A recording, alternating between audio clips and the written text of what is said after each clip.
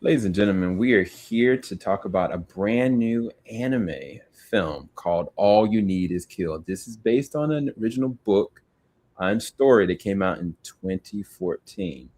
This is an insane story of somebody that is unfortunately just trying to do help, community service, and all of a sudden there's an impossible alien attack, and she is put through the ringer because she has to go and do it every other day. And this is Groundhog's Day out of your nightmares. But we're gonna go and unpack it in a way that you guys can think about, and I'm gonna bring everybody here.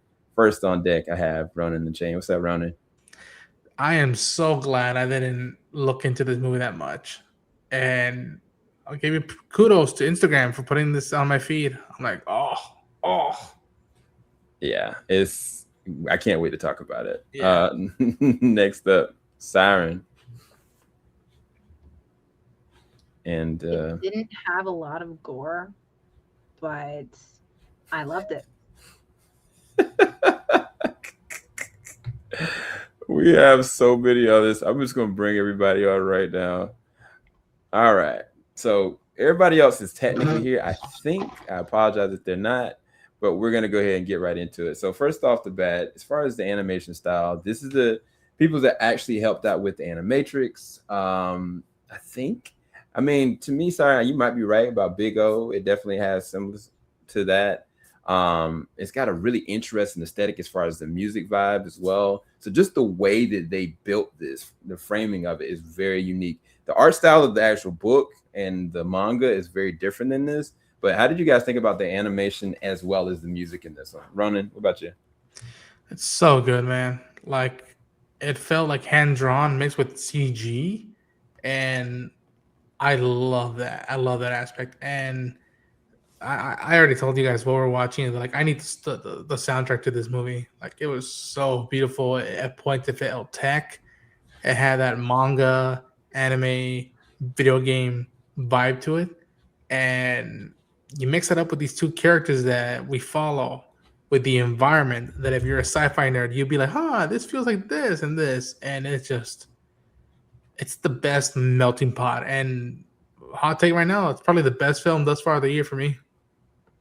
Yeah, so far, yeah. That's an honest hot take. Siren, what do you think about the animation as well as the music aesthetic in this one? Oh, I loved it.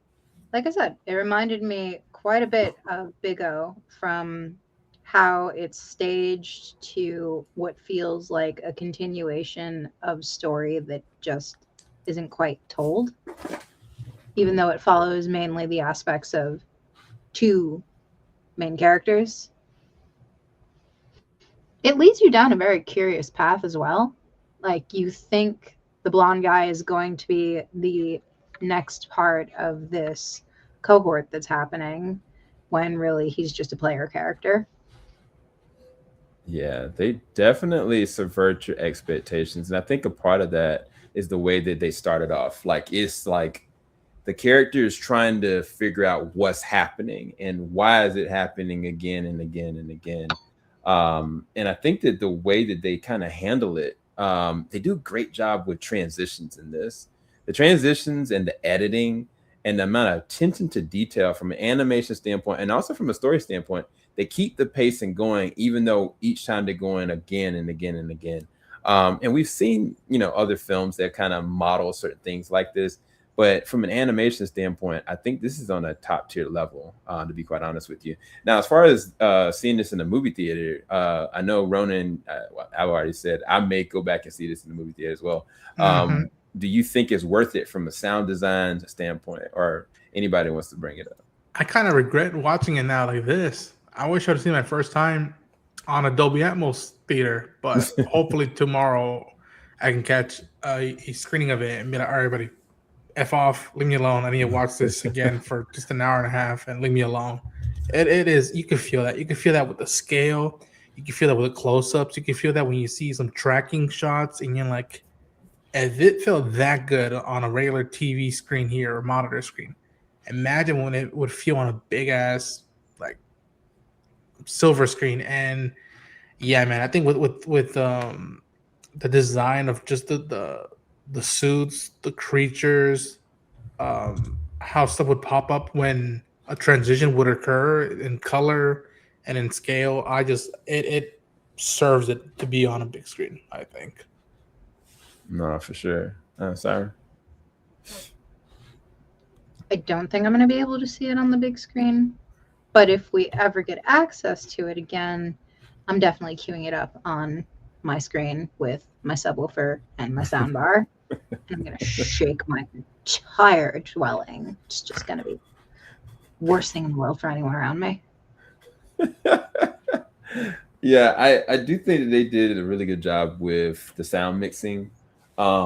Most of the time when there's an attack that's happening or there's a fight sequence, I mean, even them like clashing like against these creatures and the way that the creatures sound, and when there's like a rumbling of something hits, and I mean sometimes there's like it might be an accident that happens, like, and you feel and hear every bit of it. But I think the other thing about it is they found a way of doing good storytelling without adding a lot of exposition, but they made sure that the characters Rita and Kenji are very layered. And it's weird because this movie is only an hour and 25 minutes, but you feel like you spend a lot of time with Rita without spending a lot of time with her. And it's not just because she's going through it again and again and again. It's more so that you can kind of feel like she's got a lot that she's gone through before this point. Did you guys feel like they did a decent job of kind of unpacking the characters from the time that we had with them? Yeah. I think so with the not illusions, because they flat out tell you what she would gone as a kid, but like it just shows you the moments, highlighted moments, effed up highlighted moments, and that's enough for you to leave your interpretation of like, okay, well, how do you go from there to this point, and why is she so isolated? Why, even when meeting Genji, why that way, and even with him and his backstory, which is also just as Interesting, sad and interesting. And yeah, I thought it would have been interesting to spend more time with her and him in their youth, but it was just enough time because again, it's like you got to deal with what's happening right now, and it's an anime movie. Yeah, no, for sure. And Siren, without spoiling anything, any thoughts on how they handle, I guess, storytelling as far as their characters? I think it's great. I think there are little bits and pieces all throughout the movie, like changes in attitude or what have you, and character actions. It really does bring it kind of full circle without, saying too much. Yeah, no, I completely agree with that. I think that when you start the movie, it starts off really strong, and then you're thrust through this crazy journey, and then there are moments of joy. There's moments of sadness. There's a lot to unpack as far as the way they handle these characters, and I think it's all worth the ride. And at the very least, if you're wanting some crazy action, I mean, Siren says not a lot of gore. I think it's a lot of gore. I don't think they lean into it for very long, but you see some terrible deaths. It's just they don't like spend so much time with it. You don't linger. It's like if somebody gets decapitated, you're not gonna see the head. Like it's not. You're not gonna see it for very long. But also, can I say this? Gore. Amazing title, but damn, when you get to a specific moment, you almost want to throw like the thing out of the window and be like, how dare you do it like this way? And like the meaning of the title and how that feels in that moment. Like again, I'm not spoiling it, but like there's a moment we get to and I was like, oh, you gotta be kidding me. It's just effed up. Like, how dare you put that as a title? Yeah, I wish this was a spoiler review because I would love to say some stuff about it. Yeah. But I'm gonna keep my mouth shut. I do have two other people here. I'm not sure if they're here or not. But Monty, did you have any thoughts on the movie or any closing thoughts on the movie? I'm not sure if Monty's actually here or not. Sorry, doing stuff. But I think the movie was amazing from what I've seen. Kind of taking care of the house right now. But the sound design and how everything was beautiful. That's it. That's all. I appreciate your participation. I don't know if Ty's here or not, but pretty sure Ty had a good time. But yeah, let's give our closing thoughts and then our review rating on it. And if you guys want us to kind of unpack it more, because it will be available in cinemas tomorrow, which is January 16th. But we're gonna give you guys our final thoughts and ratings. Siren, final thoughts and ratings on this with Ivan. You finally accept him. You're part of the review too, Ivan. Okay, so my final thoughts. Love the animation. The music flowed seamlessly. Beautiful combination of both together. This is just my personal take. Could use more gore for the name, but it is what it is. Story's beautiful, flows so seamlessly.